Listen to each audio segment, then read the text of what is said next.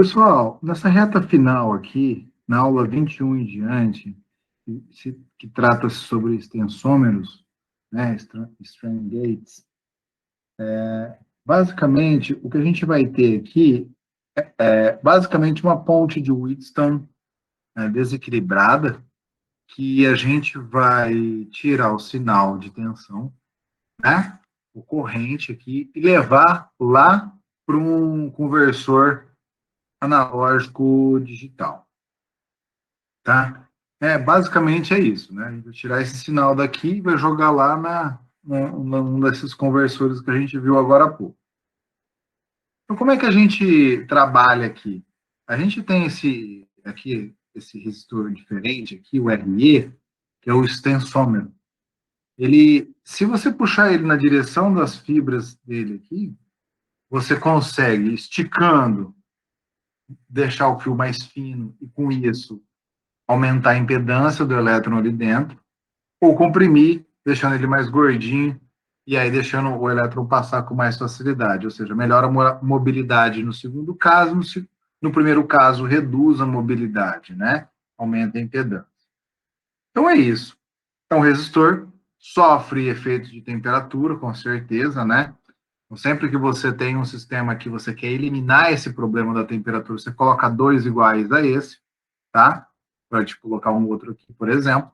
E aí você eliminaria a situação na qual os efeitos térmicos localizados, na medida, né, que você está esticando o comprimido, né, vai, vai causar aqui, né, os efeitos térmicos. A diferença, por exemplo, você mediu vamos supor, você vai utilizar isso aqui numa balança. Você vai medir lá num dia frio, né, que está 10 graus, no dia 40 graus, o peso, né, a massa, né, vai ser diferente. Tá? Então, é para evitar isso. Uma forma também curiosa aqui é de trabalhar com 3 fios, né, quando você tem um sistema muito longo, né, para compensar os efeitos da resistência do fio. Tá? Então, tudo isso é apresentado. Eu vou colocar para vocês aqui bem rapidamente o que eu considero que é a coisa mais interessante. Né? É simples aqui da gente chegar nessa expressão, né, que o V0 que a gente vai ter é uma relação entre esses resistores, né, da ponte de Wheatstone, Wheatstone simples, né, não a balanceada, mas a desbalanceada. É mais ou menos simples de chegar nisso. E o que eu peço para vocês analisarem, e é o que faz mais sentido, né, na vida, é a variação da tensão do V0, né, conforme você vai variar o resistor RE. Tá? Se a gente tem essa expressão aqui, que é da ponte, né, o valor de V0, a gente vai fazer uma derivada, que tem essa cara aqui, ó, tá? A gente faz essa derivada e vai chegar na resposta do dV0 por RE, tá? Então, isso aqui que a gente vai levar para dentro do conversor. Então, é simples, né? A parte mais difícil já foi do curso. Esse ponto aí dos extensômeros agora, a gente precisa fazer algumas definições, ver como é que ele depende das variáveis do ambiente, como é que a gente atua nele. Eu vou falar isso agora. Então, colegas, eu acho importante trazer algumas informações, tá? Para vocês poderem também ter uma visão qualitativa do que são esses equipamentos e como, de fato, atuar, né, quando você tem um problema com eles, ou como você poderia atuar para melhorar a performance deles. Então, a gente está falando aqui nessa aula aí, 21 indo adiante, né, de extensômeros, e esses caras, eles são resistores, como eu comentei, né? Eles variam com a temperatura. Então, eles sempre são afetados se tiver uma variação de temperatura externa. Eu fico sempre atento a isso. De repente, né, como eu coloquei, você pode trabalhar com dois extensômeros, né, um ao lado do outro na ponte, para balancear o efeito da temperatura. Né? Os dois vão sofrer os mesmos efeitos, isso vai balancear o sistema. Então, ele tem que ser colocado corretamente na ponte, de forma que a variação de temperatura não seja lida, né? Uma coisa funciona como mais ou menos o amplificador de diferenças, né? Vai eliminar as diferenças. Mas aqui no caso aqui está mascarado tudo como se fosse resistência, né? Os extensômetros também, né? Ele, na hora que você tem a resposta dele, naquelas curvas que foi colocado aí, nessas equações, eles não vão dar uma resposta linear, né? Mas você consegue fazer aproximações, consegue utilizar algoritmos para mais ou menos ter uma estimativa apropriada da medida, tá? Outro problema que esse sistema tem é quando você excursiona ele demais ou excursiona ele amplamente, né?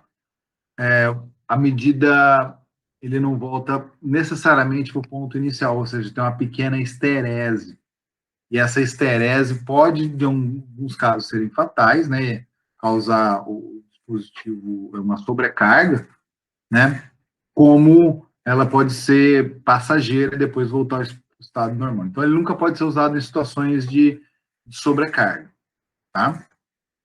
Eles também dão sinais na ordem de microvolts até milivolts, e o problema, isso daí é um problema sério, porque diversos tipos de ruídos térmicos, magnéticos, atrapalham a sua medida. Isso transforma a operação um pouco mais trabalhosa, tem que tomar cuidado, né? Agora, eu vou falar um pouquinho sobre os fotodetectores. Fotodetectores nada mais são do que sensores, né? Que, ao receberem a luz, eles passam a conduzir melhor ou deixam de conduzir, tá? Mas os mais conhecidos são semicondutores, né? A base de arseneto, galho, silício, assim por diante. Então, os fotodetectores, eles são sensores sensíveis a uma certa frequência de luz. Por que certa frequência? Porque, por exemplo, ele vai ter lá um band gap de 2,5 electron-volt. Aí você tem que ver qual é a faixa de energia que vai ser precisa. Por exemplo, o vermelho está fora dessa faixa. O vermelho não consegue, a cor vermelha não consegue excitar o elétron da banda de valência ou a banda ali intermediária para os níveis de condução nesse semicondutor, ou seja, não consegue melhorar a concentração de portadores no semicondutor. Isso daí não ativa o sistema, não faz o sistema funcionar. Mesmo se tiver um volume, né, um fluxo de fótons muito elevado. Então, você tem que ter a frequência certa, a partir, de repente, da cor verde, indo mais para o azul, violeta, talvez o dispositivo funcione melhor, tá? Então, ele funciona numa faixa específica de cor, beleza? Alguns são desses dispositivos, desses fotossensores aí, são utilizados para iluminação, para LED, né? E a frequência que ele emite, né, como eu comentei, está relacionada com as cores, né, que ele tem, né? Por exemplo, um LED verde vai emitir lá no 514 nanômetros, por exemplo. Então, só que a frequência, né? Eu falei do comprimento de onda agora, a frequência na ordem de terahertz é muito elevada.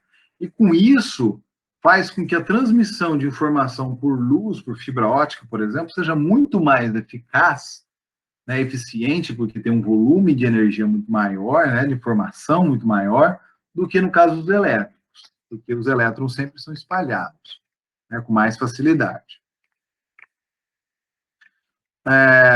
Também, continuando aí, falando um pouquinho sobre essas fibras óticas, né, a capacidade de transporte é infinitamente maior que o cabo elétrico, né, isso aí é muito mais conhecido por todos nós aqui.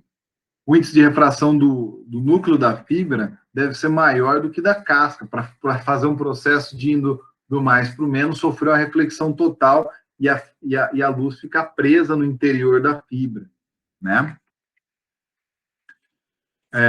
Elas funcionam como um processo de reflexão total, né? E eu acho que uma das grandes vantagens que ela tem é o fato delas não sofrerem interferência eletromagnética, como acontece com os fios, né? O elétron, a informação sendo transmitida por um fio,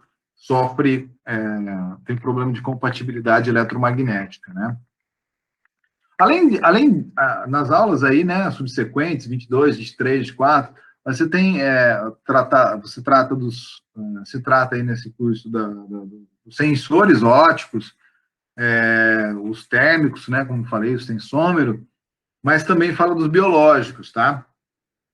E os biológicos, eles são aqueles que a gente transforma o sinal químico, ou bioquímico, ou biológico, em corrente elétrica, em um sinal. Geralmente você tem um eletrólito ali dentro, e a hora que você encosta o seu eletrodo ali em cima, né, o seu sensor, você mede uma diferença de potencial, porque forma uma dupla camada elétrica, como se fosse um capacitor, um supercapacitor. Tá? Claro que a concentração do eletrólito, a condutividade desse eletrólito, a condutividade do seu eletrodo, tudo vai causar uma modificação no sinal. E claro, se você está trabalhando numa superfície mais ácida, menos ácida, né, alcalina, né, ou mesmo neutra, esse tipo de configuração vai modificar o seu sinal elétrico. Então, basicamente, o que a gente tem nessas aulas, bem rapidamente, né, são essas definições. Eu acho que esse curso é um curso introdutório, eu fiz um apanhado geral sobre o curso do SEABRA, que é bem completo, né, e agora, se a pandemia permitir, eu vou tratar alguns pontos em mais detalhes, por exemplo, o MOSFET, que eu apresentei muito rapidamente lá no curso, eu vou conseguir ter um tempo aqui com as crianças, para poder passar para vocês, mas não deixe de assistir as 25 aulas aí do Seabra completo, que estão bem ricas mesmo, e eu acho que a informação que eu quis trazer aqui é para dar capacidade para todo mundo fazer essas atividades, né, que eu propus aí como avaliativas, tá bom? Bons estudos a todo mundo.